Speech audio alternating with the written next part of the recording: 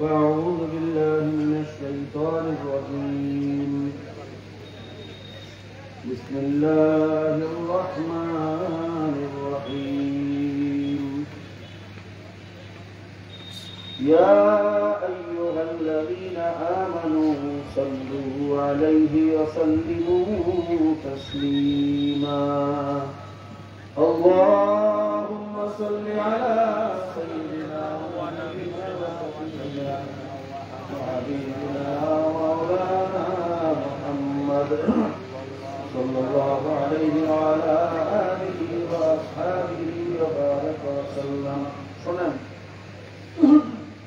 একবার দুরূদ শরীফ পড়লে 10টা গুনাহ এমনিতেই মাফ হয়ে যায় সুবহানাল্লাহ 10টা রহমত নাযিল সুবহানাল্লাহ শুধু তাই না দুরূদ পাঠকারীদের উপরে কমপক্ষে 70 জন করে ফেরেশতা নিয়োগ হয় সুবহানাল্লাহ যারা দুরূদ পাঠ করে ফেরেশতারা তাদের জন্য দোয়া করে সুবহানাল্লাহ যখনই দুরূদ শরীফ পড়ব ধ্যান ও খেয়ালের সাথে পড়ব মুহাব্বতের সাথে পড়ব ঠিক আছে ইনশাআল্লাহ সবাই একটু মুহাব্বতের সাথে দুরূদ শরীফ পড়েন আল্লাহ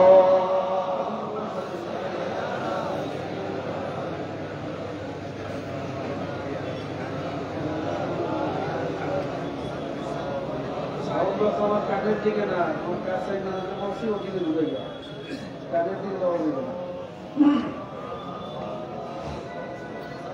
اللهم صل على سيدنا ونبينا وشفيعنا وحبيبنا ومولانا محمد صلى الله عليه وعلى آله وأصحابه وبارك وسلم محمد حامد حمد خدا بس محمد حامد حمد خدا بس خدا مدا محمد مصطفى بس زما حضوری برآمد جان عالم زما حضوری برآمد جان عالم ترحم يا نبي الله ترحم آخر رحمة للعالمين آخر رحمة للعالمين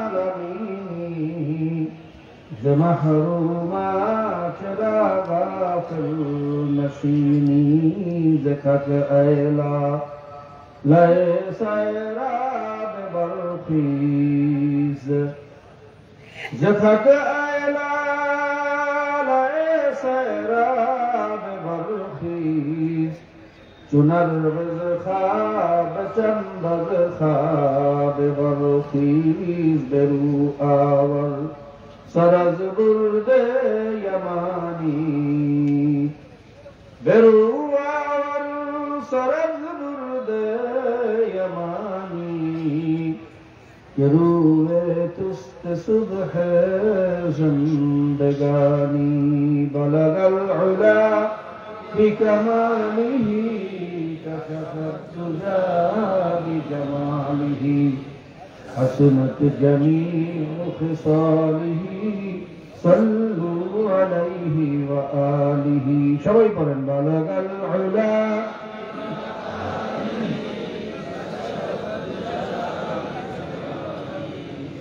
حسنت جميع خصاله صلوا عليه وآله جو تیرے رحمت کا منکر ہو او میرا دل نہیں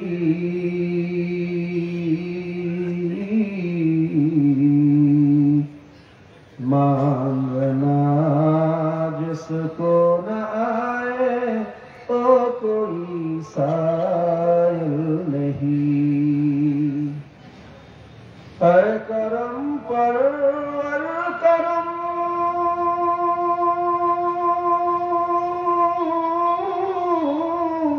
اپنے گناہوں پر نہ চাও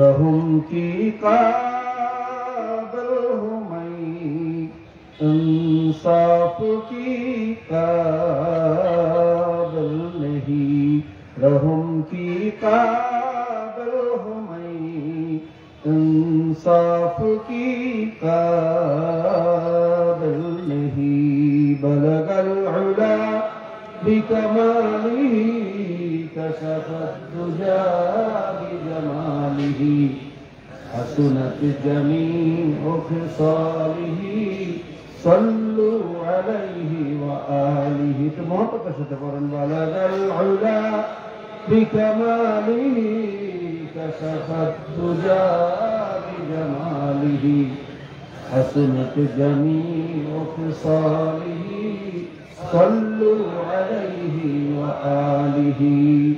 अऊज़ु बिल्लाहि मिनश शैतानिर रजीम बिस्मिल्लाहिर रहमानिर रहीम। या अय्युहल्लज़ीना आमनुत्तक़ुल्लाहा हक़्क़ तुक़ातिही वला तमूतुन्ना इल्ला व अंतुम मुस्लिमून। सदक़ल्लाहुल मौलाना अज़ीम।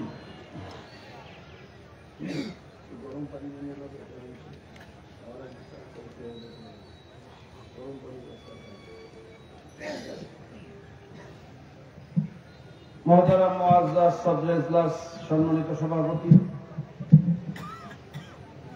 वजीबुल एहतराम हज़रत उलमाए किराम जाकिरीन शाकिरीन बेगुना तालिब इल्म कुरानेर हाफिज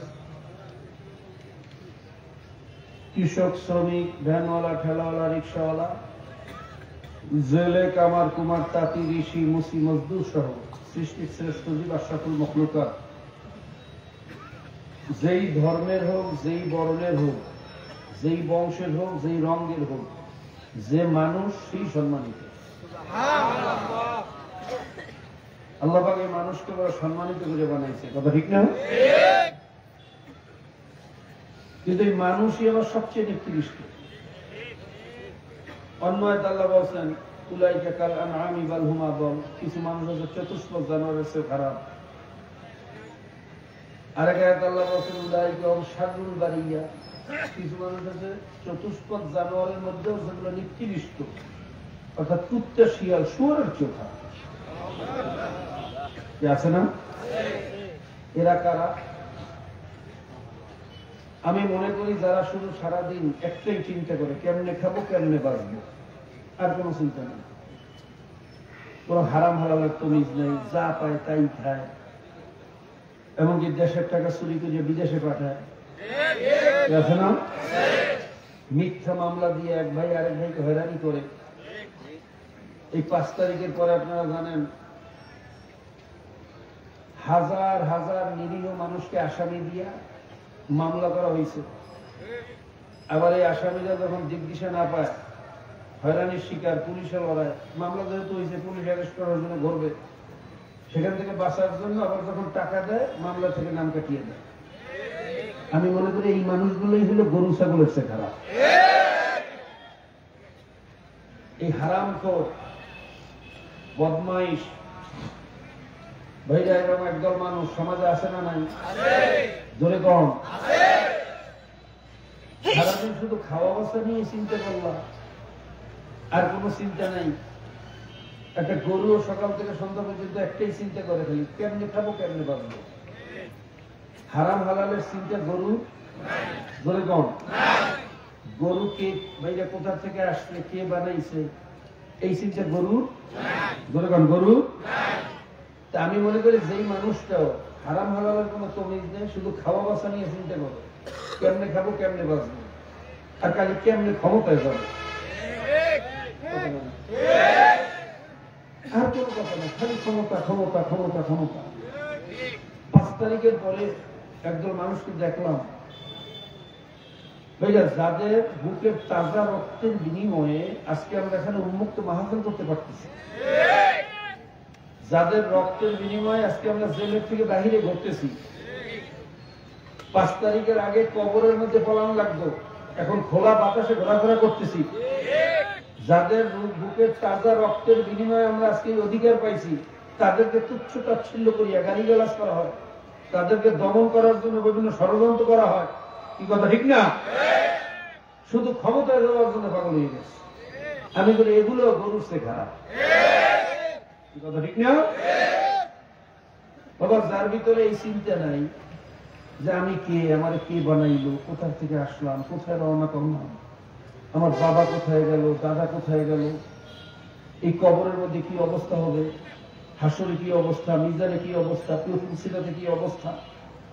মিন নুতফাতিন আমশাজিন নাবতালিহি ফাজআলনাহু সামিয়ান বাসীরা। আমার মাওলা বলতেছেন, তোদেরকে আমি কি দিয়ে বানাইছি জানো না? নুতফায়ে আমশাজ।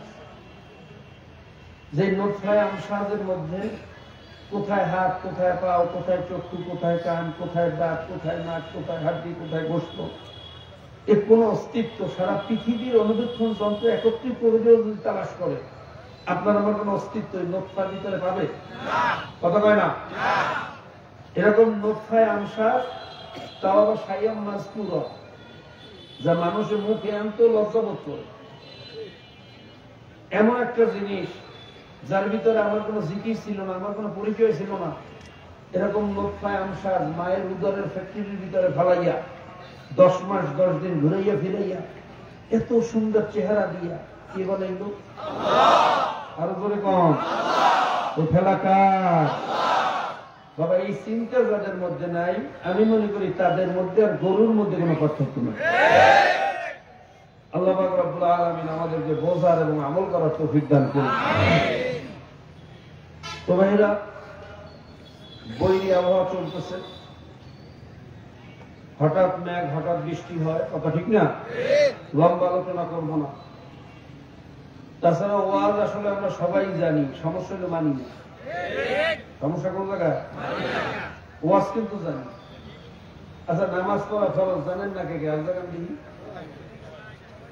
জাগাইছে, একজনে জাগাইছে, আন্দাজে জাগাইছে, বুঝতে জাগাই না। নামাজ যে ফরজ বাংলাদেশের হিন্দুরাও জানে, কথা কয় না? রোজা জোরে কম, ধনী হইলে হজ যাকাত, আরো জোরে কম, হালাল রিজিক তালাশ করা, পর্দা প্রসিদা মানিয়ে চলা, জোরে কইয়েন। এগুলো জানেন না কে কে? আজ জাগান, তারা সারাই ক্রস করবেন। কি না জানেন? আছেন কি? সুদ খাওয়া, ঘুষ খাওয়া কি? পরের মাল ঠকাই খাওয়া, বেপর্দা হওয়া, আরো জোরে কম ভাইয়া, মিথ্যা সাক্ষী দেওয়া, আইন ঠিল্লে খাওয়া, মাফে কম দেওয়া, খাদ্যে ভেজাল দেওয়া, আল্লাহর জমিনে আল্লাহর দিনের পরিবর্তে কুফরি আদর্শ বাস্তবায়নের চেষ্টা করা, এগুলো জানেন না কে কে? আর জানেন? কথা বলে না। তাহলে দেখা গেল বাবা, ওয়াজ আসলে সবাই জানে, সমস্যা হলে মানে না। সমস্যা কোন জায়গায়? আর আসল কামিয়াবি হলো মানার মধ্যে, জানার মধ্যে কোনো কামিয়াবি। যদি জানলেই কামিয়াব হওয়া যাইত, খুব ভালো করে বোঝার চেষ্টা করো, জানলেই যদি কামিয়াব হওয়া যাইত, ভাইরা ইবলিস কি কম জানতো না বেশি জানতো? আপনার আমার চেয়ে বেশি না, সমস্ত আলেমদের চেয়েও বেশি। শুধু আলেম না, পৃথিবীর সমস্ত আলেমের এলেম একত্রিত করলে ইবলিসের এলেমের তুলনায় সরিষার দ্বারা পরিমাণ হবে না। আসমানি যত কেতাব, যত সহিদা, যত মাসায়েব, যত নবী রাসূলদের উপরে শরীয়ত আসছে, কেতাব আসছে, এই সব এলেম আল্লাহ ইবলিসকে দান করেছিলেন। সুবহানাল্লাহ বলবেন না? এলেমের কারণে তাকে মুআল্লিমুল মালায়েকা খেতাব দেওয়া হয়েছিল, ফেরেশতাদের ওস্তাদ। আচ্ছা বলেন তো, এত বড় জাননেওয়ালা পৃথিবীতে এখন কেউ আছে? ভবিষ্যতে কেউ আসবে? এত বড় জাননেওয়ালা হওয়ার পর ইবলিস কি কামিয়াব হয়েছে না ধ্বংস হয়েছে? কারণটা কি? বলে কম। তাহলে বোঝা গেল আসল কামিয়াবি জানার মধ্যে না, আসল কামিয়াবি কিসের মধ্যে? আল্লাহ পাক রব্বুল আলামিন আমাদের সকলকে মানার তৌফিক দান করুন। আমি যে আয়াত শরীফ তেলাওয়াত করছি, আল্লাহ পাক রব্বুল আলামিন বলতেছেন, ইয়া আইয়ুহাল্লাযীনা আমানুত্তাকুল্লাহা হাক্কা তুকাতিহি ওয়া লা তামুতুন্না ইল্লা ওয়া আনতুম মুসলিমুন। হ্যাঁ আমার ইমানদারেরা, তোমরা আমি মাওলাকে ভয় করার মতো ভয় করো, এবং খবরদার মুসলমান না হইয়া কেউ মরিও না। কি না হইয়া? আরো বলে কম। এইটা প্রশ্ন হলো মুসলমান কাকে বলে? আমরা তো অনেকে মনে করি হুজুর আমার বাবা মুসলমান, দাদা মুসলমান, চোদ্দ পুরুষ সবাই মুসলমান, সরকারি কাগজপত্রে আমার ধর্মের জায়গায় লেখা ইসলাম, আমি তো মুসলিম, সার্টিফিকেট তো রাখতো মুসলিম, তাহলে আমার আবার একটা চিন্তায় বেশি, তো ওয়াজ না ফেলে একটু মসজিদে মাদ্রাসায় যাওয়া লাগবে না, আমি তো মুসলমান হয়েই গেছি। এরকম চিন্তা অনেকে করে না, করে না? আরো বলে কম। বাবা আপনাদের কাছে প্রশ্ন, ডাক্তারের ছেলে হলে ডাক্তার হয়ে যায়? ইঞ্জিনিয়ারের ছেলে পড়ালেখা না করলে ইঞ্জিনিয়ার হওয়া যায়? নূহ আলাইহিস সালামের ছেলে কেনান, সে ছিল কাফের। কার ছেলে? কোন পীরের ছেলে, কোন মুফতির ছেলে, খোদ নবীর ছেলে। এরপরে মুসলমান হইতে পারে?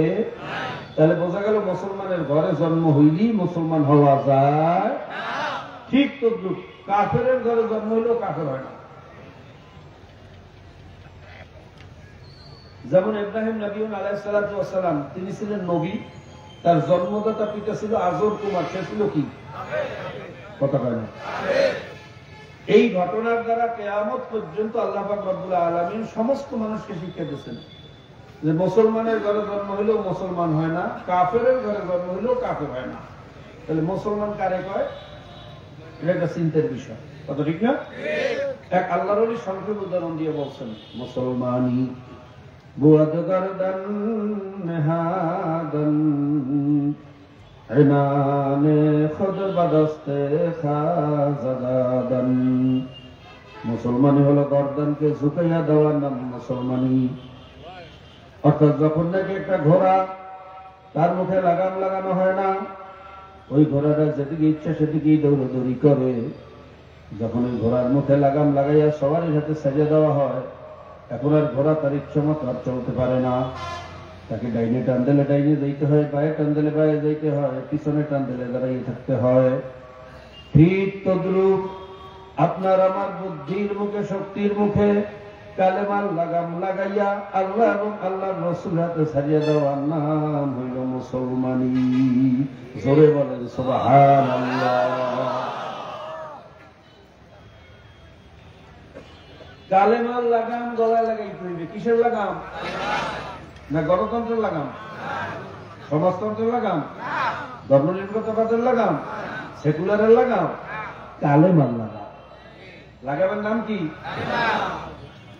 আবার এই কালেমার লাগাম লাগাইয়া লাগামের রশি ছাড়তে হইবে কার হাতে? পীরের হাতে? কত কম? নেতার হাতে, নেত্রীর হাতে, কোন দলের হাতে? কার হাতে ছাড়তে হইবে? আল্লাহ এবং আল্লাহ রসুলের হাতে। আল্লাহ এবং আল্লাহ রসুল যেইভাবে বলছেন, যেখানে ডাইনে বলছে সেখানে ডাইনে, যেখানে বামে বলছে সেখানে, যেখানে দাঁড়াইয়ে থাকতে বলছে সেখানে। কোন চালাকি আর করা যাবে? আল্লাহ এবং আল্লাহ রসুলের হুকুমের বাইরে কোন পীর যদি হুকুম দেয় শোনা যাবে? কোন নেতা যদি হুকুম দেয়? বলে কম। এমনকি বাবা মাও যদি ইসলামের বিরুদ্ধে হুকুম দেয়, মুসলমান শুনতে পারে না। তাহলে মুসলমানই থাকে, এর নাম হইল মুসলমান। এবার বুঝতে পারছেন? জিনিসটা সহজ হয়ে গেল না? এবার আসেন আল্লাহ এবং আল্লাহ রাসূলের হুকুম আহকাম আপনার আমার প্রত্যেকটা ক্ষেত্রে, ব্যক্তিগত জীবন, পারিবারিক জীবন, সামাজিক জীবন, রাজনৈতিক জীবন, আন্তর্জাতিক জীবন, জহেরে বাতেনে, কামাইতে খরচে, লেবাসে পোশাকে, সুরাতে সিরাতে, লেনদেন, চলাফেরা, স্কুল কলেজ মাদ্রাসা, এক কথায় জন্ম থেকে শুরু করে মৃত্যু পর্যন্ত, পায়খানা থেকে শুরু করে সিংহাসন পর্যন্ত প্রত্যেকটা জায়গায় আল্লাহ এবং আল্লাহ রাসূলের হুকুম আহকাম আছে না না? অনেকে আমরা আছি ব্যক্তিগত জীবনে ইসলাম মানি, কিন্তু পারিবারিক জীবনে মানি না। নিজে খুব নামাজ রোজা করে, তাহাজ্জুদ করে, অথচ নিজের ছেলে পানগুলারে খ্রিস্টানি গায়ে চালায়। আমি সারা তাহাজ্জুদ করলাম আর আমার ছেলেগুলো ফজরের সময় সব ছেলে মেয়েগুলা, আমার স্ত্রী নাকে তেল দিয়ে ঘুমাইল, আমার টাকা দিয়ে আমার দুশ্মন, আল্লাহর দুশ্মন ঘরে পালতেছি, এই মুসলমানি আল্লাহর দরবারে কাজে লাগবে? নিজে যখন ইসলাম মানতে হবে, আহাল পরিবারকে ইসলাম মানানো লাগবে না? লাগবে না? অনেকে আছে নিজে খুব পর্দা করে, অথচ নিজের যুবতী মেয়েটারে বেপর্দা সাজাইয়া পড়াইয়া, টাইট ফিট পোশাক পরাইয়া যুবক ছেলে যুবকদের সামনে দিয়ে স্কুল কলেজে পাঠায়। আর এলাকার যুবক ছেলেগুলো আমার যুবতী মেয়েটারে দেখার পরে আশ্বিন মাসের পাগলা কুকুরের মতো খালি পিছনে পিছনে করে কথা বলে।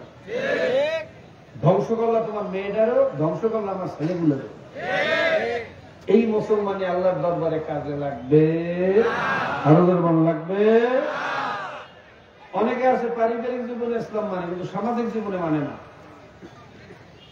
যেমন বিয়ে শুরু আসছে, অনুষ্ঠান আসছে, বর্তমান ডিজিটাল যুগ, এই যুগে যদি ঢোল তবলা না বাজায়, ড্রাম সেট শোনাইয়া ভাইরা এমন স্পিকার আর ড্রাম সেট বাইরেছে, ঢোলের বাণী শুনে মাটি দেও কাজ, নামাজ পর্যন্ত পড়া যায় না। কথা কয় না? আছে না নাই? অমুক মুন্সিবাড়িওয়ালারা খুব ঢোলঢম্বুরা বাজিয়ে অনুষ্ঠান করছে, কারণ আমিও তো তালুকদার, আমি যদি অসুখ বেশি করিয়া না করি তাহলে আমার আর ইজ্জতই থাকে না। পাল্লা দিয়ে ইহুদি খ্রিস্টানের মতো অনুষ্ঠান মুসলমানের সন্তানেরা শুরু করছে না? করে না? করে যাবে? ধরে কম। অনেকে আছে সামাজিক জীবনে ইসলাম মানে, কিন্তু রাজনৈতিক জীবনে মানে না। রাজনৈতিক জীবনে মনে হয় ইসলাম ইসলাম নাই। কথা বলে না। একদল বাঙ্গু সুশীল বলে না, এটা সে ইসলামী রাজনীতি চলবে না, ধর্মীয় রাজনীতি চলবে না, ওনার ধর্মের রাজনীতি চলবে। উনি যে সেকুলার ধর্ম অবলম্বন করছে, ডেমোক্রেসি বা গণতন্ত্রের ধর্ম মানে, ওনার ধর্ম চলবে, কিন্তু নবী মুহাম্মদের ধর্ম চলবে না। এটা কোনো কথা হইল? কথা হয় না। ধর্ম কারে করে? যে যাহা ধারণ করে তাহা কি বলা হয়? কথা হয় না। যেমন যারা গৌতম বুদ্ধকে নেতা মানে তারা বুদ্ধিস্ট, বৌদ্ধ ধর্ম। যারা শ্রীকৃষ্ণকে নেতা মানে তারা হইল হিন্দু, হিন্দু ধর্ম। কি কথা ঠিক না? যারা গুরু নানককে নেতা মানে তারা হইল শিখ ধর্ম। ঠিক তদ্রুপ যারা আব্রাহাম লিঙ্কনকে নেতা মানে তারা হইল গণতন্ত্র ধর্ম। ভুল কইলাম? ধর্মীয় রাজনীতি চলবে না এ কথা গৌতম বুদ্ধ বলতে পারে, গৌতম বুদ্ধের মুরিদেরা বা উম্মতেরা বলতে পারে, কারণ গৌতম বুদ্ধ শুধু ধর্মের নেতা ছিল, রাষ্ট্রের নেতা ধরে কম কি রাষ্ট্র পরিচালনা করছে নাকি? শ্রীকৃষ্ণ হিন্দুদের নেতা, সে শুধু ধর্মের নেতা ছিল, রাষ্ট্রের নেতা কথা কয় না। গুরু নানক শুধু ধর্মের নেতা ছিল, কিন্তু রাষ্ট্রের নেতা। আমার নবী শুধু ধর্মের নেতা না রাষ্ট্রেরও নেতা? ধরে কম। যারা বলে ধর্মীয় রাজনীতি চলবে না, ইসলামী রাজনীতি চলবে না, আমি বলতে পারি আপনি বড় জোর গুরু নানকের উম্মত হইতে পারেন, গৌতম বুদ্ধের উম্মত হইতে পারেন, শ্রীকৃষ্ণের উম্মত হইতে পারেন, নবী মুহাম্মদের উম্মত হইতে পারেন নাই। মানবের আপনার ধর্মীয় রাজনীতি চলবে না, এই আপনার বাংলাদেশে চলতে দেওয়া যাবে? আবার রাজনীতির নামে ভাইরা যারা এই সমস্ত মানব রচিত কুফুরি সংবিধান বাস্তবায়ন করতে চায়, যে সমস্ত কুফুরি আদর্শের ভিতরে বলা আছে government by the people, of the people, for the people, যার অর্থ হলো এক কথায় জনগণ সকল ক্ষমতার আইন দেওয়ার মালিক, যার ফলশ্রুতিতে কিছুদিন আগে আপনারা শুনছেন থাইল্যান্ডে গাঁজা খাওয়া বৈধ হয়ে গেছে।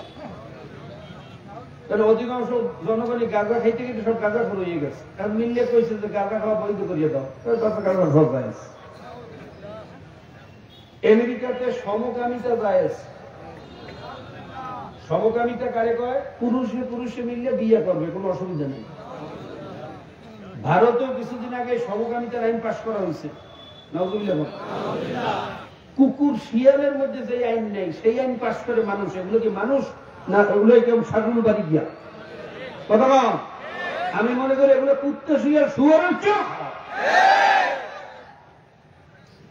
মদ খাওয়া বৈধ, অধিকাংশ সাংসদ যদি বলে মদ খাওয়া যায়, কেউ যদি বিল উত্থাপন করে, মাননীয় সংসদ স্পিকার, পৃথিবীর অনেক উন্নত দেশে মদ খাওয়া বৈধ, গাঁজা খাওয়া বৈধ, জেনা বেবিচার বৈধ, পতিতালয় পুরস্কার বৈধ, এমনকি সমকামিতাও বৈধ। আমরাও তো উন্নত হইতে চাই, আমরা পিছিয়ে থাকবো কেন? আমাদের দেশে এই আইনগুলো পাশ করিয়ে ফেলান। এই বিলের উপরে যদি অধিকাংশ সাংসদ বলে যে হ্যাঁ, তাহলে সব জেনাটা যায়। আচ্ছা বলেন তো, এটা কি মুসলমানের পদ্ধতি না কাফেরের পদ্ধতি? পৃথিবীর সমস্ত মানুষ একত্রিত হয়েও যদি বলে মদ খাওয়া যায়, জায়েজ হবে? চুরি করা যায়, জায়েজ হবে? জেনা করা যায়, জায়েজ হবে? সুদ খাওয়া যায়, জায়েজ হবে? খুন করা যায়, জায়েজ হবে?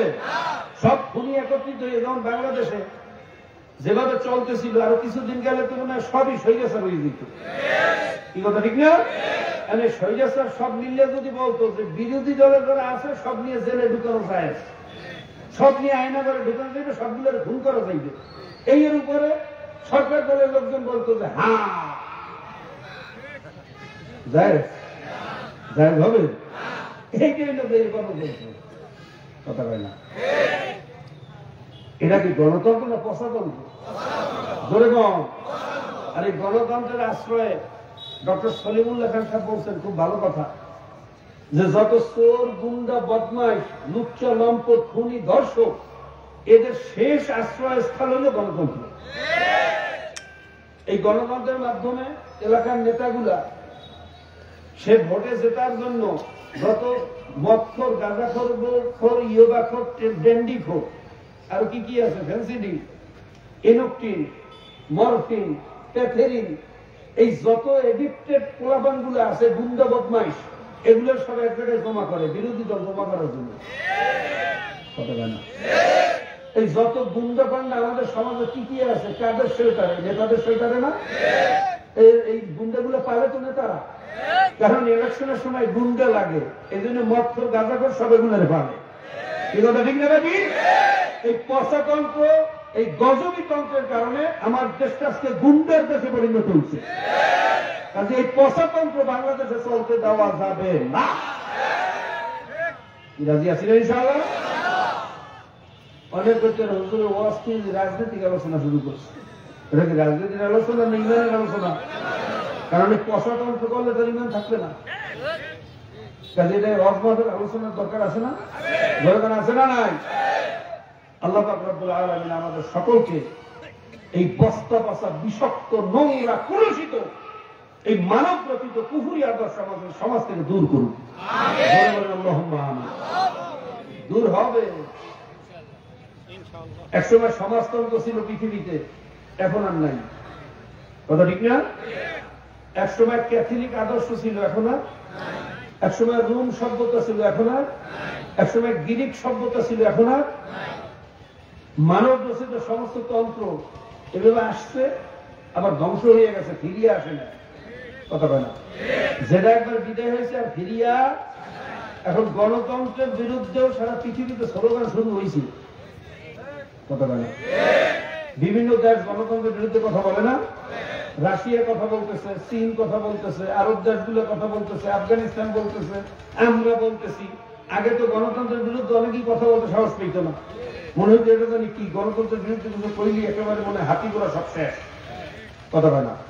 কিন্তু এখন আবার বলছে গণতন্ত্র এক সময় যাবে, ফিরিয়ে আসবে না।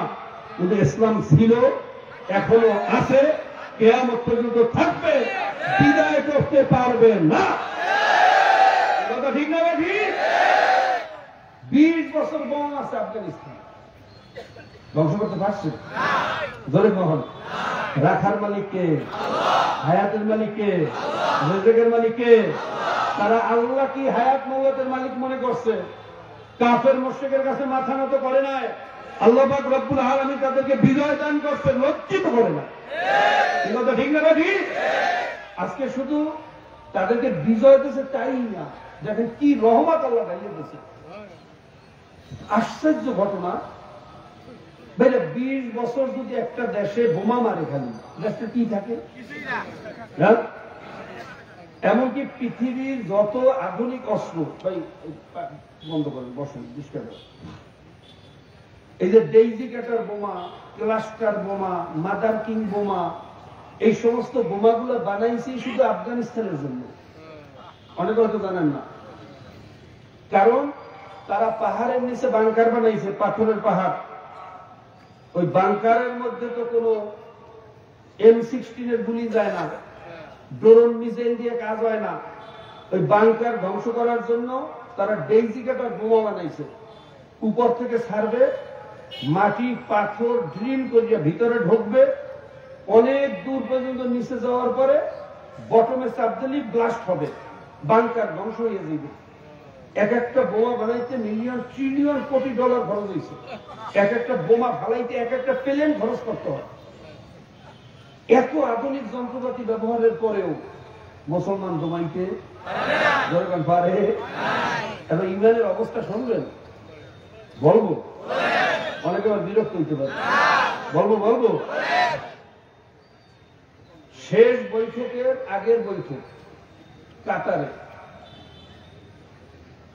ন্যাটো বাহিনী প্রস্তাব দিল। ও শুধু আমেরিকা না, কিন্তু পৃথিবীর সমস্ত পরাশক্তি মিলে একটা ন্যাটো বাহিনী আছে। এই সবাই মিলে কিন্তু আফগানিস্তানের চাকরি ধরছিল, কিন্তু থামাইতে ন্যাটো বাহিনীর সাথে বৈঠকে বসছে। বসার পরে তারা 20 বছর হাজার হাজার মিলিয়ন ট্রিলিয়ন কোটি টাকা খরচ করছে, যার ফলশ্রুতিতে আমেরিকার ভিতরে মুদ্রাস্ফীতি শুরু হয়ে গেছে, মালামালের দাম বাড়িয়ে গেছে। দেশের জন্য যা বাজেট করতে হয় তার চেয়ে বেশি বাজেট করতে হয় আফগানিস্তানকে ধ্বংস করার জন্য। জনগণও খেপিয়ে যাইতে আছে। এখন দিশা না পাইয়া ল্যাজ গুটিয়ে পালাইবে। তা পালাইতে হইলে মরও তো শিয়ালের বুদ্ধি, একটু ধামাচাপা দিয়ে কোনো মতে যাওয়া যায় কিনা। বললো ঠিক আছে, তোমরাই সরকার চালাও, ঘানি সরকারের সাথে একটা তোমার সমঝোতা করিয়া এই ঘানির সাথে মিলিয়ে টিলিয়ে দেশটা চালাও। মুসলমানরা বললো মুনাফেকের সাথে মোমেনের কোনোদিন সমঝোতা হয় না, এই মুনাফেকের সাথে মুসলমান কোনোদিন ঐক্য করবে না। কিন্তু আমাদের মুসলমানরা কিন্তু মুনাফেকের লাগে ঐক্য করে, কথা কয় না, কি করে না। এরা বলছে কি বলো, এতে রাজি না, কেন এতে আমরা রাজি না। ঠিক আছে, তাহলে আমাদের যুদ্ধের যে যন্ত্রপাতি গুলো আছে, ট্যাঙ্ক আছে, হামরি গাড়ি আছে, গোলাকার হেলিকপ্টার আছে, মিসাইল আছে, বোমা আছে, অনেক যন্ত্রপাতি আছে, এইগুলোতে ফেরত দেয়। তাহলে এগুলো তো গনিমতের মাল, মুসলমান বিজয় হওয়ার পরে গনিমতের মাল ফেরত দেওয়া যাবে না। এই কথা বলা আমরা আশ্চর্য হয়ে গেছে। কি বল, আমাদের বেলা আমাদের ফেরত দেবে না? তোমরা তো যুদ্ধে পরাজিত করতেছো। আরে গনিমতের মালের হকদার হইলে সমস্ত মুসলমান। যদি আমি আরেকজনের হক তোমারে কেমনে দেবো? মুসলমান তো এটা দিতে পারে না। তাহলে তোমাদের সাথে কোনো বৈঠক নাই, তোমাদের সাথে আমাদের কোনো সমঝোতা নাই। আসসালামু আলাইকুম, আবার 20 বছর পর দেখা হবে। সুবহানাল্লাহ বলতে মনে হয় না? ইমানের তাকাইরা তকটা বোঝেন কিছু, এর নাম হইল মুমিন। এর কথাই অনেক লম্বা কথা। যখন আমেরিকা ল্যাজ গুটিয়ে পালাইয়ে গেল, সারা পৃথিবী ব্যাপী আফগানিস্তানকে অবরোধ দিল। তাদের সাথে কোনো লেনদেন করা যাবে না, কোনো জাহাজ, কোনো মালামাল, কোনো খাদ্য, কোনো রসদ, কোনো জিনিস আদান প্রদান করা যাবে না, অবরোধ দিয়ে রাখছে। সমরবিদ, ভূতত্ত্ববিদ, জিওপলিটিক্যাল বিশেষজ্ঞরা বলতেছে যে আফগানিস্তানে অল্প কিছুদিনের মধ্যেই দুর্ভিক্ষ শুরু হয়ে যাইবে, মানুষের বমি চাটিয়ে খাইবে, কোনো খাদ্য থাকবে না। কিন্তু আল্লাহর রহমত, দুর্ভিক্ষ তো দূরের কথা, মাত্র 1 বছরের ব্যবধানে আফগানিস্তানের মুদ্রা হয়ে গেছে পৃথিবীর শ্রেষ্ঠ মুদ্রা। 1 বছরের ব্যবধানে আজকে আফগানিস্তানে আল্লাহ পাক এমন বরকত ঢালিয়া দিয়েছে। আপনারা জানেন আজকে আফগানিস্তানে যে জাফরান উৎপাদন হয়, 1 কেজি জাফরানের দাম 4 লক্ষ টাকা। পৃথিবীর সর্বশ্রেষ্ঠ জাফরান উৎপাদন হয় আফগানিস্তান।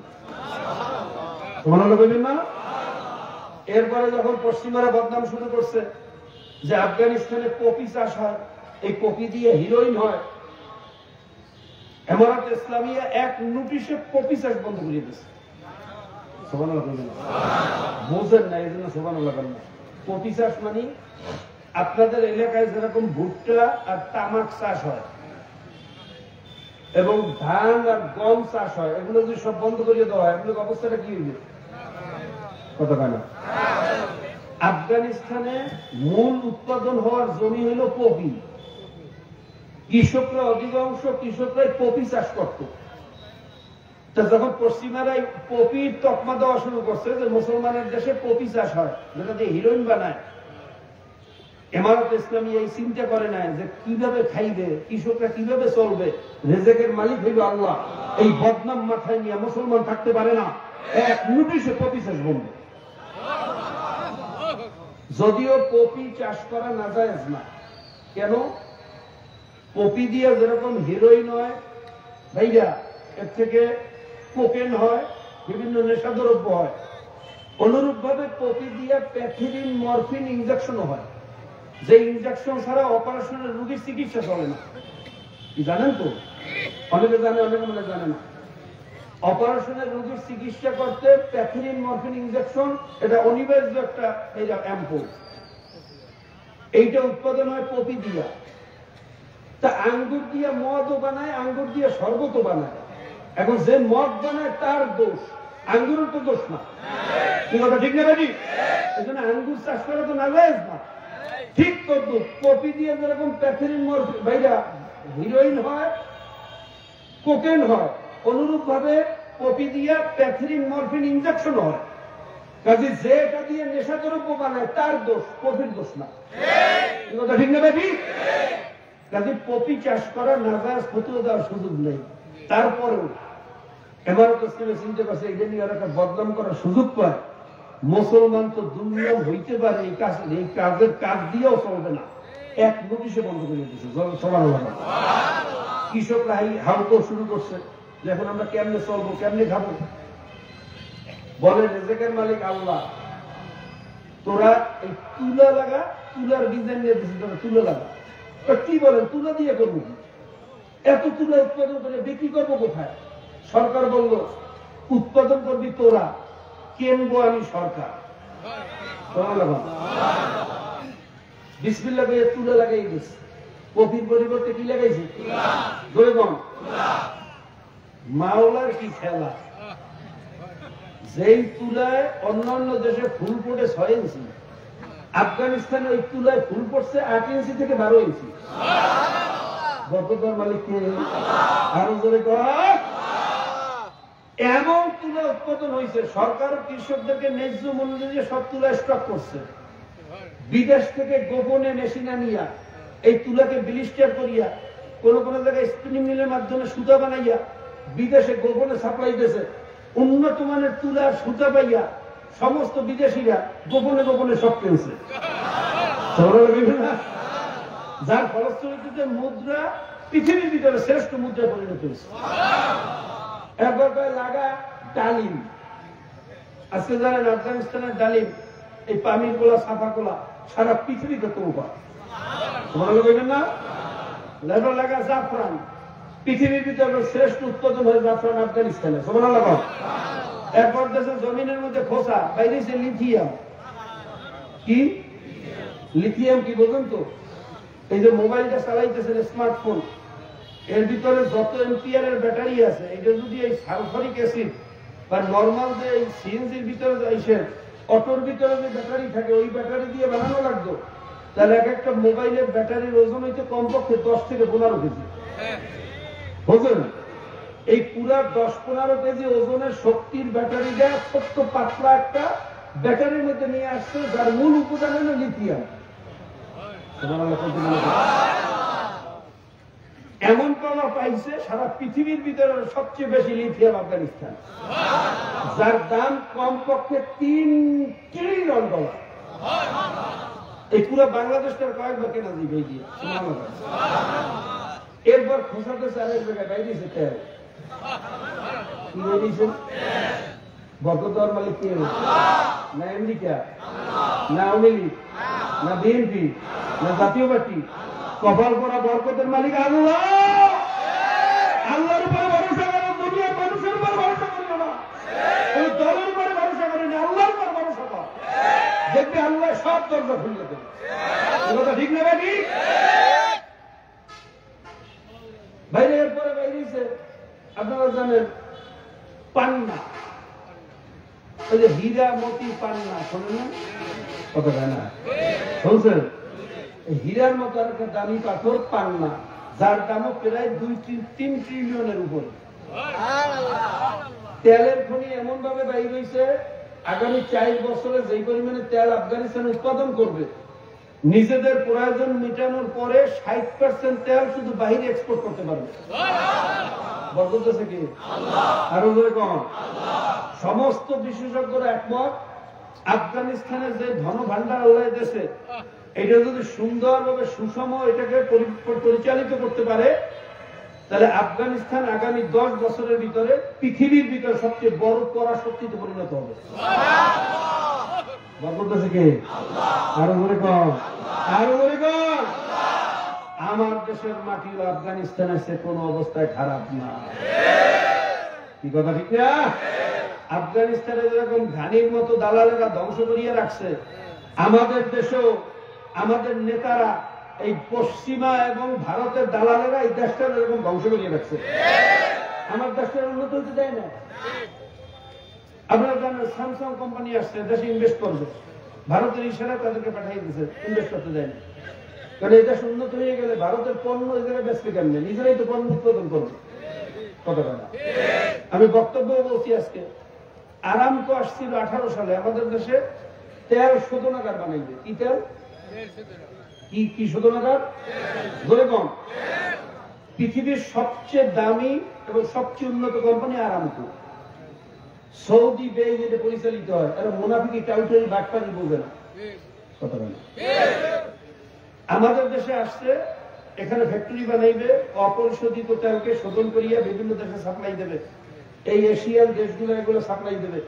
আচ্ছা বলেন, আমাদের দেশে যদি তেল শোধনাগার হইতো, আমাদের দেশের তেলের দাম কমতো না? কথা বলে না। আমরা বলতাম না যে আমাদের দেশে উৎপাদন করো, আমাদেরকে অর্ধেক তেল দাও। কথা কয় না? এবার 20 বছরের চুক্তিতে যদি আমরা ফ্যাক্টরি বানাইতে দিতাম, 20 বছর পরে তারা চলিয়ে গেলে ফ্যাক্টরিটা আমাদের মালিক হয়ে দিত। কথা কয় না? এই দেশটা কি হয়ে যেত? কিন্তু ভারতের ইশারায় তাদেরকে ফিরিয়ে দেওয়া হয়েছে, জায়গা দেওয়া হয়নি। কথা কয় না? কারণ যদি দেশ উন্নত হইয়া যায়, মেন ইন্ডাস্ট্রিতে ভরিয়া যায়, তাহলে তো ওদের মোটর সাইকেল আর ট্রাক আর সিএনজি আমাদের কাছে বেচতে পারবে না, আমরা নিজেরাই বানাবো। কথা হয় না? ওদের কারণে মাথা কামাতে পারবো না, আমরা নিজেরাই মাথা জাগাইয়ে দাঁড়াবো। এই দালালদের কারণে আমার দেশটা উন্নত হয় না। আপনারা চিন্তা করতে পারবেন না আমার দেশের মাটি আল্লাহ কত উপযোগী করে বানাইছে। অন্যান্য যারা আরব কান্ট্রিতে বা ইউরোপিয়ান দেশগুলো ঠান্ডার দেশে গেছেন, ভাইয়া বরফে সব ঢাকিয়ে থাকে, কিছু হয় না, পানি আছে, মাছ নাই। আমি ব্রিটেনে দেখে আসছি, রানী কয়েকটা হাঁস পালে, বড় বড় হাঁস, রাজা হাঁস। এইগুলার খাবারের জন্য বিদেশ থেকে ছোট ছোট মাছ প্লেনে করিয়ে আনিয়ে লেগের মধ্যে ছাড়ে। কারণ ওখানে 12 মাস 25 ডিগ্রি সেলসিয়াসের নিচে থাকে তাপমাত্রা, ওই পানিতে ডিম ফোটে না। আপনারা জানেন ডিম ফার্টিলাইজেশন হইতে হইলে 25 ডিগ্রি থেকে 33 ডিগ্রি সেলসিয়াস তাপমাত্রা লাগে। 7 পিপিটির মতো লবণের মাত্রা লাগে, সেখানে পিএস লাগে 5-এর উপরে 8 পর্যন্ত। এবং আপনার সেডিমেন্ট হতে শুরু করে যত উপাদানগুলো লাগে, এই উপাদান ইউরোপিয়ান নদীর মধ্যে নাই, এই জন্য নদীর মধ্যে মাছও ফোটে না। আর আল্লাহ পাক রব্বুল আলামিন সব উপাদান দিয়ে রাখছে আমার দেশের নদীর মধ্যে। সুবহানাল্লাহ। পৃথিবীর ভিতরে যত ইলিশ মাছ উৎপাদন হয়, আর 70% উৎপাদন হয় শুধু বাংলাদেশে। কি জানা, একটা ইলিশ মাছ বছরে 20 লক্ষের উপরে ডিম ছাড়ে। কয় লাখ? এই 20 লক্ষের উপরে ডিম ছাড়ে একটা ইলিশ মাছ। অথচ এই গজবী সরকার থাকার কারণে, নদী শাসন ঠিক মতো না করার কারণে, নেট জাল দিয়া, কারেন্ট জাল দিয়া, বিষ দিয়া, ঔষধ দিয়া, কারেন্ট শর্ট দিয়া কোটি কোটি ট্রিলিয়ন মিলিয়ন বাচ্চা মারিয়া ফেলায়। ছোট ছোট মাছগুলো, ইলিশ মাছগুলো বড় হওয়ার আগেই ধরিয়ে নষ্ট করিয়া ফেলায়। আমি চ্যালেঞ্জ দিয়ে বলতে পারি, যদি শুধু নদী শাসন ঠিক মতো করা যায়, আমার দেশের নদী এত উপযোগী, মাছ আর পানিতে সমান হয়ে যাবে। এই মাছ দিয়া বিক্রি করিয়াই সিঙ্গাপুরের মতো আমার দেশটাও পৃথিবীর ভিতরে মাথা জাগাইয়ে দাঁড়াইতে হবে। আর কোনো সম্পদের দরকার নেই, শুধু মাছ দিয়েই দেশ চালানো। তোমাদের বলবেন না 9 মাস এই দেশে পানির মধ্যে ডিম ফোটে, পৃথিবীর কোথাও এই পরিবেশ নেই। বোঝেন কত বরকতি দেশ। বলার যে গ্যাস ফিলার আমাদেরকে দান করছে। ভাই আমরা বিরক্ত না তো, আজকে কোন দিকে আলোচনা চলে গেছে কি কইতে পারি। ভোলার গ্যাস ফিল ভোলা থেকে শুরু করিয়া বঙ্গোপসাগর পর্যন্ত 250 কিলোমিটার পর্যন্ত ছড়ানো। এই ভোলার গ্যাস ফিল্ডটাকে যদি ঠিক মতো ইউটিলাইজেশন সার্কুলেশন করা যায়, এই গ্যাস ফিল্ড দিয়া আমাদের দেশের সমস্ত বিদ্যুতের চাহিদা, মিল ইন্ডাস্ট্রিয়াল চাহিদা সব পূরণ করা সম্ভব। এই গ্যাস ফিলের পাইপ যেন বরিশালের উপর দিয়ে অন্য জায়গায় যাইতে না পারে, জাইকা জাপান কোম্পানি ভোলার উপর দিয়ে ব্রিজ করিয়া আমাদের দেশে ভাইয়া সব জায়গায় গ্যাস ছড়াইয়ে দেওয়ার জন্য বারবার চেষ্টা করছে, কিন্তু বিগত এই ফেসিবাদের গোষ্ঠী বারবার সেই ফাইলের নিচে চাপা দিয়ে বন্ধ করে রাখছে। আলহামদুলিল্লাহ বর্তমান অন্তর্বর্তীকালীন সরকার 17,000 কোটি টাকায় জাইকার সাথে চুক্তিবদ্ধ হয়েছে, ভোলার ব্রিজের কাজ খুব শীঘ্রই শুরু হইবে। আলহামদুলিল্লাহ বলবেন না? এই ব্রিজ হইলে ওখান থেকে গ্যাস চলে আসবে। এত পরিমাণে গ্যাস আমাদেরকে দিয়ে রাখছে যে তেলের খনির চেয়ে কোনো অংশে কম না, আর যেখানে গ্যাস আছে সেখানে তেলও আছে, সব আছে। কিন্তু এই ঘানির মতো দালালদের কারণে আমার দেশটা উন্নত হইতে পারে না। কি কথা ঠিক না? এই জন্য সঠিক নেতাকে দেশ পরিচালিত করেন। খোদার কসম খাইয়ে বলতে পারি আমার দেশ এরকম থাকবে না, পৃথিবীর সারা পৃথিবীর ভিতরে একটা শ্রেষ্ঠ দেশে পরিণত হবে। আল্লাহ পাক আমাদেরকে বোঝার তৌফিক দান করুন। তো ভাই এক কথা থেকে আরেক কথা চলে গেলাম। রাজনৈতিক জীবনেও আল্লাহ এবং আল্লাহ রাসূলের মর্জি অনুযায়ী রাজনীতি করতে হইবে। বরকত কোন দিক দিয়ে আল্লাহ ঢালিয়ে দেবে চিন্তাও করতে পারবেন না। আবার বাংলু কিছু সুশীলের দলে রাখা, হুজুরটা কি কেমিস্ট্রি পড়ছে, সায়েন্স পড়ছে, দর্শন পড়ছে, আর্টস পড়ছে, তারা কি দেশ চালাইতে পারবে? আফগানিস্তানের মুজাহিদরা কোন ভাইরা দর্শন পড়ছিল? কথা বলে আর কোন সায়েন্স পড়ছিল? কথা বলে না। আর কোন অ্যাটমিক বোমা ভাইরা অ্যাটমিক পাওয়ারের পড়ালেখা করছে? কোন নাসার বৈজ্ঞানিক হয়েছে? হয়েছে ডক্টর স্টিফেন হকিং 17 বছর বয়স থেকে চেয়ারের মধ্যে বেঁকা হয়ে আছিল, কথাও বলতে পারতো না, কোন নির্দেশও দিতে পারতো না, শুধু কম্পিউটারের বটন চাপতে চাপতে সারা পৃথিবী কাঁপাইয়ে গেছে। কি কথা ঠিক না? ভালো দেশের জন্য ভালো সায়েন্স আর আর্টস পড়া দরকার না, দরকার খালি একটা ভালো মানুষ। কি কথা ঠিক না? ভাই তুমি যতবার শিক্ষিত হও, যদি চোর হও, তোমার এই শিক্ষার কোন মূল্য নাই। তোমার চেয়ে একটা রিক্সার অনেক ভালো। তুমি যদি ডাকাইত হও, তোমার চেয়ে একটা ভ্যানের অনেক ভালো। আল্লাহ পাক রব্বুল আলামিন বাঙ্গু সুশীল এই পশ্চিমার ভারতের দালালদের ঢোকার থেকে আমাদেরকে হেফাজত করুন। তো ভাইরা রাজনৈতিক জীবনে ইসলাম মানা লাগবে না? লাগবে না? আর বলবেন আর কেউ বলবেন ধর্মীয় রাজনীতি চলবে না, ইসলামী রাজনীতি চলবে না, মৌলবাদ দমন করা হবে, মৌলবাদ চেনো এখন পর্যন্ত টেঙ্গি ভেঙে দেওয়া হবে। এই কথা ঠিক না? ঠিক।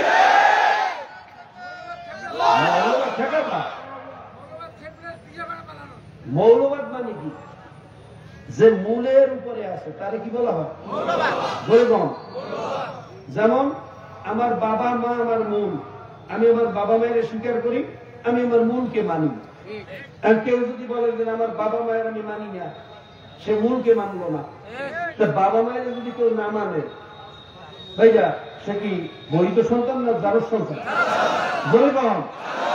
যারাও ধর্মের মূলের উপরে নাই, মডারেট ইসলামের নামে বেপরদাকে জায়েজ করে, মডারেট ইসলামের নামে নামাজ পড়া লাগে না, মডারেট ইসলামের নামে দেবীর সামনে দিয়ে হাত পুজো করে, মডারেট ইসলামের নামে মাথার মধ্যে সিঁদুর লাগায়, পৈতা লাগায়, ধুতি লাগায়, রাখি লাগায়, এরাও মৌলবাদ যেহেতু মানে না, এরাও মূলের উপরে নাই, এরাও সব জাতীয় মুসলমান।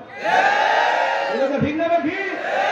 আল্লাহ পাক রব্বুল আলামিন আমাদেরকে বোঝা এবং আমল করার তৌফিক দান করুন। তো রাজনৈতিক জীবনে ইসলাম লাগবে না? লাগবে না? আরো বলে কোন? আবার একদল আলেমও আছে আমরা রাজনীতি পছন্দ করি। তুমি কি রাজনীতি পছন্দ করো? হ্যাঁ, আব্বাস রহমতুল্লাহ বলতেন আমার বুঝে আসে না একজন আলেম কিভাবে বলেন রাজনীতি পছন্দ করি না। ভাই আমি আপনাদেরকে জিজ্ঞেস করি, আব্বা বলতেন, আচ্ছা বলেন তো আল্লাহ নবীর চেয়ে বড় ওলি আর বড় কামেল আর বড় আলেম পৃথিবীতে কেউ আছে? কেউ কোনোদিন আসবে? আল্লাহ নবী তিনি রাজনীতি করেন না, রাষ্ট্র পরিচালনা করেন না। তেনার পরে যে সাইদ সাহাবা খায়রুন নাস বাদাল আম্বিয়া আবু বকর সিদ্দিক রাদিয়াল্লাহু তাআলা আনহু, সুম্মা ওমর, সুম্মা ওসমান, সুম্মা আলী, যাদের মর্তবা আম্বিয়া কেরামদের পরে সবচেয়ে বেশি, তেনারা প্রত্যেকে রাষ্ট্রপ্রধান ছিলেন না ছিলেন না? আল্লাহ নবী রাজনীতি করছেন, সাহাবায়ে কেরাম করছেন। রাজনীতি সিয়াসতের উপরে 650 উপর আয়াত কোরআনের মধ্যে আছে, কি কথা ঠিক না? আর আপনি বলেন আমি রাজনীতি পছন্দ করি না, তাহলে আপনি আল্লাহ নবীরই পছন্দ করেন না, আপনি তো কোরআন কি পছন্দ করেন না।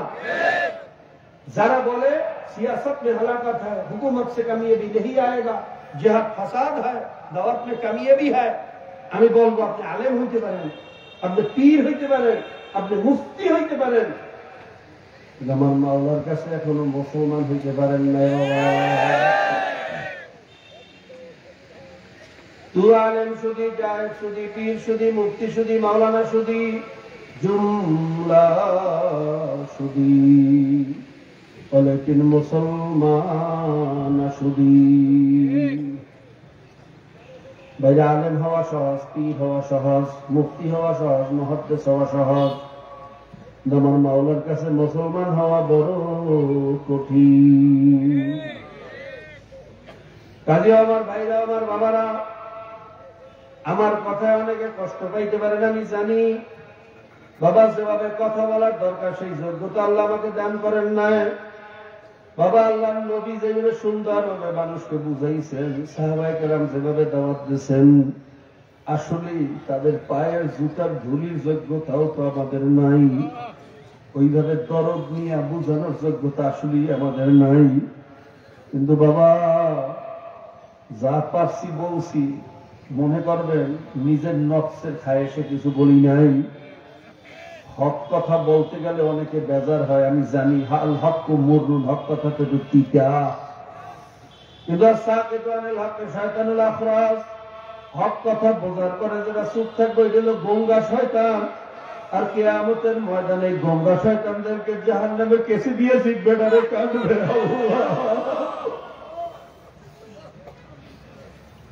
আল্লাহ তুমি আমাদেরকে মাফ করিয়া দাও, তুমি আমাদেরকে ক্ষমা করিয়া দাও। এই জন্য হক কথা তিতে লাগলেও বলতে হয়, উপায় নাই। কিন্তু যেভাবে বলার দরকার সেই যোগ্যতা নাই। পায়ে হাত দিয়েও বলিয়ে গেলাম, মনে কষ্ট নিয়েন না। এরপরেও বলছি বাবা, এই কথাগুলা যদি আমার বানাই না ঘাড় তারা হইয়া থাকে, আমার নিজের মন গড়া কোরআন হাদিসের বাইরে বিরুদ্ধে হইয়া থাকে, এই মাহফিলের পরে সবাই মিললে আমাকে জুতা মারিয়েন, থুতু মারিয়েন, আমার কোনো দাবি নাই। আর এই কথাগুলা যদি একমাত্র দিনের মহাব্বতে, আমার মাওলার মহাব্বতে, আমার নবীর দাঁত ভাঙ্গা দি, আহারে কাঁচা দাঁত ভাঙ্গা রাখতে আমার জামানা লাল হইয়া গেছে, মাথার হেলমেট বানিয়ে সারানা ভিতরে ঢুকিয়ে আল্লাহ নবীর বেহুশ হইয়া পড়িয়া রইছে, সেই দিন আজকে আমাদের চোখের সামনে বিলীন হইয়া যায়। বাবা সহ্য করতে পারি না, কলিজা সিরিয়া যায়। বাবা এই জন্য অনেক কথা বলি, অনেকে কষ্ট পাইতে পারে। তারপরেও বলছি বাবা, ভুল হইলে মাফ করিয়া দিয়ে, আর যদি ইচ্ছাকৃত কিছু বলিয়া থাকি জুতা মারিয়েন, কোনো দাবি নাই। কিন্তু বাবা যদি হক কথা হইয়া থাকে, আল্লাহ এবং আল্লাহর রাসূলের জন্য হইয়া থাকে, পায়ে হাত দিয়েও বলিয়া গেলাম এখনো সময় আছে, ফেরো ফেরো ফেরো। কারণ বিহারীরা মাওলার দুশ্মনদেরকে, আল্লাহ বেঈমান নাফরমানদেরকে যে আযাবের কথা আমার মাওলায় শুনাইছে, ওর এক সেকেন্ডের আযাব সহ্য করার ক্ষমতা কোন মানুষের না। তবে ভাইরা ভুল করছি, অন্যায় করছি, বুঝি নাই, না বুঝিয়া করছি, শয়তানের ধোকায় পড়িয়া করছি, দুনিয়ার মহাব্বতে, ক্ষমতার মহাব্বতে পড়িয়া গেছি। এই মুহূর্তে তওবা করিয়া ফেলাও। যদি তওবার মতো তওবা করতে পারি, আমার মাওলা ওয়াদা করছে আমিও তোদেরকে মাফ করিয়া দেব।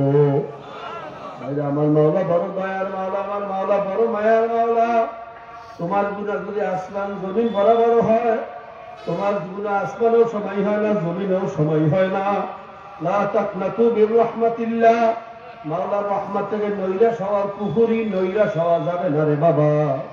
তোমার আমার গুনাহ যতই বেশি হোক, আমার মাওলার রহমত তার চেয়ে হাজার গুণে বেশি।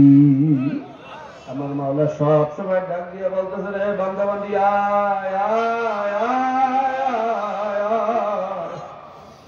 আয়, তুই কত গুনাহ করছো, আয় আমার কাছে মাপ চা, আমার রহমত তোর গুনার চেয়ে হাজার গুণে বেশি। যদি মাপ চাওয়ার মতো চাইতে পারো, আমি তোদের জীবনের সমস্ত গুনাহ মাফ করিয়া দেব। ভাইরা দাহিয়া কলবির মতো খুনিরে যদি মাওলায় মাফ করিয়া দিতে পারে। হাদিসের ভিতরে ঘটনা আসছে, দাহিয়া কলবি একবার আল্লাহর নবীর দরবারে যাইয়া বলতেছে, আল্লাহর নবী, আমি বড় গুনাহগার, আমি বড় খুনি, আমার কি মাওলায় মাফ করবেন নাকি? আল্লাহর নবী বলে, ভাই তুমি যত বড়ই গুনাহগার হও, আমার মাওলা ওয়াদা করছে তওবার মতো তওবা করতে পারলে আমি মাফ করিয়া দেব। দাহিয়া কলবি বলে, হুজুর আপনি জানেন না আমি কত বড় খারাপ, আমি 99টা মেয়েকে দুনিয়ার থেকে বিদায় করিয়া দিছি। ভাইয়া ইয়ামে জাহিলিয়াতের যুগে মেয়ে সন্তান হওয়া ছিল অপমানে, তাদেরকে জীবিত কবর দিয়ে দিত। আমার নবী আসার পরে আমার মা বোনদেরকে ইজ্জত দান করছে। আমার নবী এসে ঘোষণা দিল, যার একটা সন্তান মেয়ে তার এক পাও জান্নাতে চলিয়ে যাবে, যার দুইটা সন্তান মেয়ে তার দুটো পাও জান্নাতে। ইমান যদি ঠিক থাকে জান্নাতের উপরে ওয়াজিব। আমার নবী ঘোষণা দিল, মায়ের পায়ের নিচে হলো সন্তানের বেহেশত। আমার নবী ঘোষণা দিল, আইয়ুমা রাজুলুন নাকাত ইস্তাকমালা নিসফাদ দিন ফালিয়াত্তাকিল্লাহু নিসফুল বাকি। যে বিবাহ করলো দিনের অর্ধেক পুরা করলো, বাকি অর্ধেক হইল আমি মাওলার ভয় ভীতির মধ্যে, ইবাদতের মধ্যে। এই জন্য স্ত্রীদেরকে বলা হয় অর্ধাঙ্গিনী, জীবন সঙ্গিনী, সহধর্মিনী। বিবাহকে বলা হয় নিসফুদ্দিন, দিনের অর্ধেক। আমার নবী স্ত্রীদেরকে ভালোবাসা শিক্ষা দিল। তোমার স্ত্রী যেই জায়গায় গেলাসে পানি লাগাইয়া মুখ লাগাইয়া পানি খাইলো, ওই জায়গায় যদি তুমিও মুখ লাগাইয়া পানি খাও, এটা আমি নবীর সুন্নাহ। ওইরা মা বোনদেরকে ইজ্জত ছিল না, ইজ্জত দান করলই তো আমার নবী চলে গেছে। আমার নবীকে চেনে না, আল্লাহ আমার নবীকে চেনার তৌফিক দিয়া দাও। আল্লাহ দাহিয়া কলবিও ওই আইয়ামে জাহিলিয়াতের একজন বড় নেতা ছিল। 99টা মেয়েকে দুনিয়া থেকে বিদায় করছে। আল্লাহ নবীর কাছে বলতেছে, আল্লাহ নবী আপনি জানেন না আমি কত বড় খারাপ। একটা ঘটনা এমন ঘটিয়া গেছে, আমার মনে পড়লে এখন কলিজা ভাঙ্গিয়া যায়, সহ্য করতে পারি না। বলে কি ঘটনা? বলে হুজুর আমার বিবি যখন গর্ভবতী, আমি তাকে গর্ভ অবস্থায় রাখিয়া লম্বা সফরে গেছিলাম। কয়েক মাস পর সফর থেকে আসার আগে আমার বিবির অজে হামল হইয়া গেছে, বাচ্চা ভূমিষ্ঠ হইয়া গেছে। আমি স্ত্রীকে জিজ্ঞেস করলাম, বিবি তোমার উদরের বাচ্চা কোথায়? আমার বিবি বলল, বাচ্চা মারা গেছে, তাকে দাফন করিয়া ফেলাইছি। হুজুর আমি তখন তো বুঝলাম না। কয়েক বছর পরে একদিন আমার সামনে একটা সুন্দর ফুটফুটে চেহারার মেয়ে, এমন সুন্দর তার চেহারা, এমন তাসুরুন নাজিরিন, তার দিকে তাকাইলে মায়া লাগবে না এমন মানুষ দুনিয়াতে হইতে পারে না। হুজুর গোলাপের মতো চেহারা, হরিণের মতো চোখ, হাসলে মনে হয় মুক্তা ফোটে।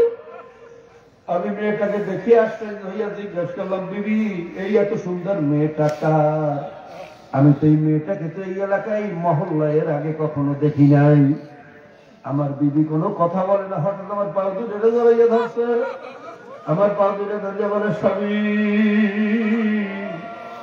আপনার হাতেও ধরি, পায়েও ধরি, এই মেয়েটাকে আপনি কিছু বলিয়েন না। আমি সেদিন আপনার ভয়ে মিথ্যা কথা বলছি না। এই মেয়ে আর কারো মেয়ে না, এটা আপনারই ঔরজাত মেয়ে।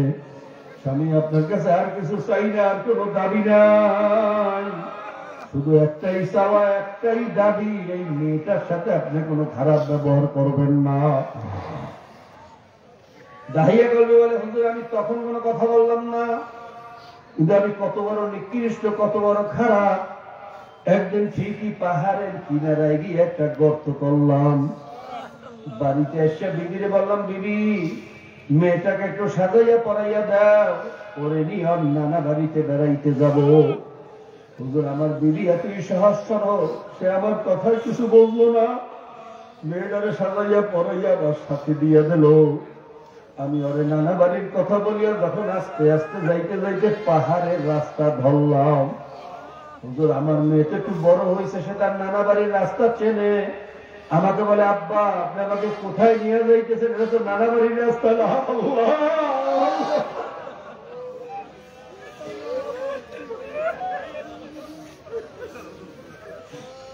আমি তখন মেয়েটার একটা জোরে ধাবার দিলাম, তুই কয়টা রাস্তা চেনো? অনেক রাস্তা দিয়ে তোর নানা বাড়ি যাওয়া যায়, বেশি কথা না বলিয়া আমার সাথে চলতে থাক। হুজুর আমার ধাবার খাইয়া মেয়েটা ভয় পাইয়া বিড়ালের মতো চুপ হইয়া গেল, আমার সাথে আস্তে আস্তে চলতে রইল। আমি যাইতে যাইতে যখন পাহাড়ের কিনারায় গর্তের কাছে গেলাম, হুজুর আমার মেয়ে এতই বিচক্ষণ, এতই বুদ্ধিমতী, ও গর্ত দেখেই বুঝিয়ে ফেলেছে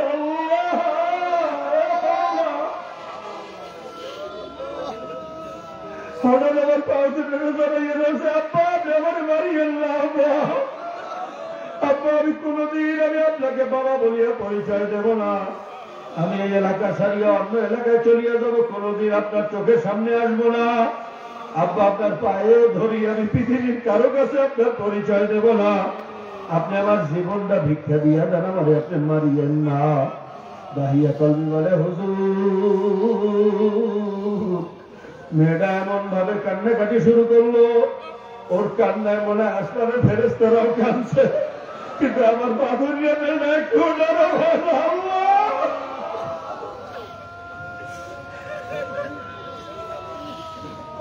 আমি ওই অবস্থায় মেয়েটারে জোর করিয়া ধরিয়া ধাক্কা করিয়া ধূপ করিয়া গর্তের ভিতরে ফেলাইয়া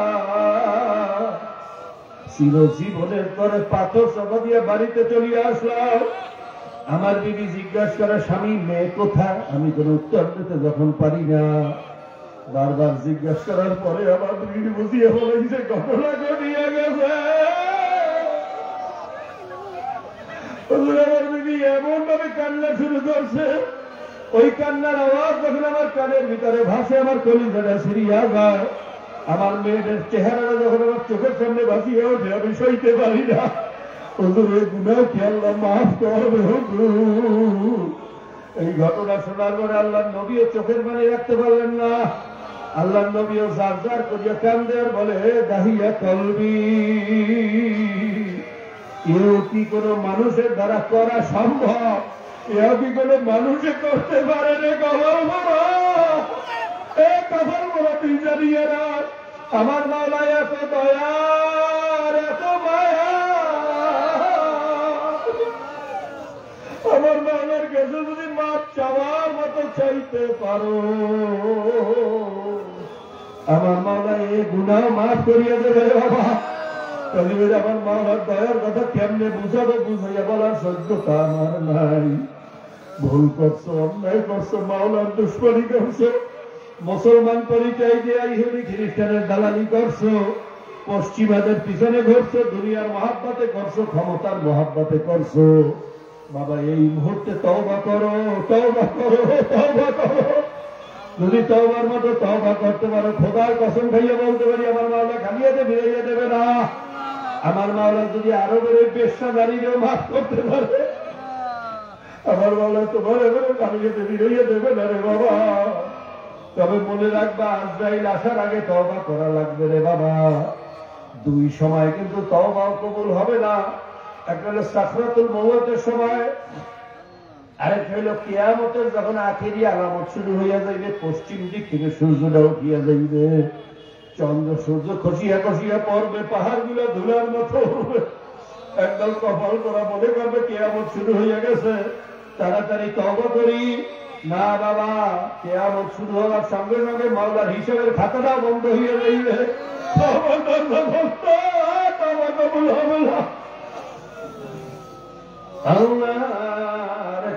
আজরাইল উপস্থিত হওয়ার পরে আজরাইলকে দেখে তওবা করবা আর সারা জীবন মাওলার দুশমনি করবা। তোমার মতো বাটপারকে মাওলায় তওবা করার সুযোগ দেবে না রে বাবা। আজরাইল উপস্থিত হওয়ার সঙ্গে সঙ্গে হিসাবের খাতা বন্ধ হয়ে যাইবে। তওবা করা শুরু করলে ভাইরা ফেরাউন নমরুদের মতো জিহ্বা জবানটারে বন্ধ করিয়া দেওয়া হবে, আর তওবা কবুল হবে না। কাজে জানি না বাবা কাকে কখন আজরাইল ধরিয়া বসে। এই মজলিস থেকে বাড়ি যাইতে পারবো কিনা জানি না।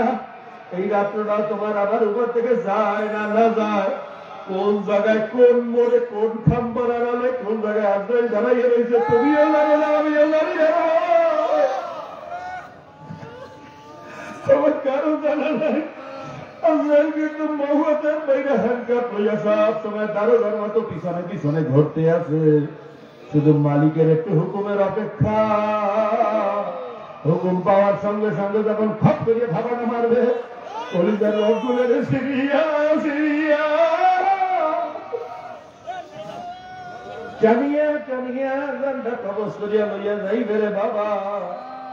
এক সেকেন্ড সময় আর পাওয়া যাবে না।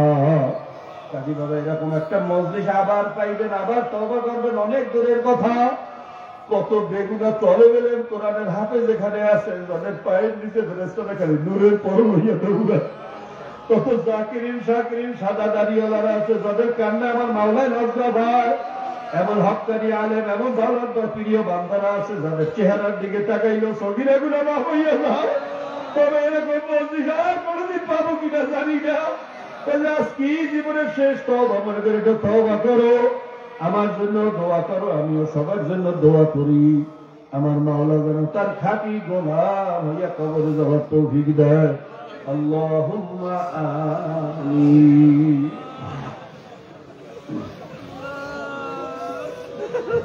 আল্লাহ তো মজলিসের দিকে চাইয়ে দেখো।